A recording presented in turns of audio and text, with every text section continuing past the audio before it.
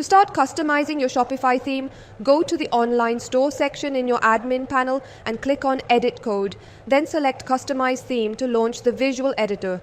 At about the 0010 mark, click Add section and select RI Countdown number 4. This section is perfect for adding urgency-driven elements like flash sales or upcoming launches. After inserting the section, begin by adding a main heading, e.g., Flash Sale Ends Soon, and a subheading with supporting text or offer details. You can then set the button text, like Shop Now, and paste a destination URL to direct users to the appropriate page. Customize the background using either a high-quality image or a solid color.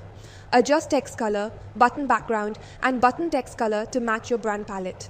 The countdown timer feature allows you to set an end date, displaying a live countdown to create urgency. Before publishing, preview changes on desktop and mobile to ensure consistency, test the button functionality, and make sure the timer works as intended.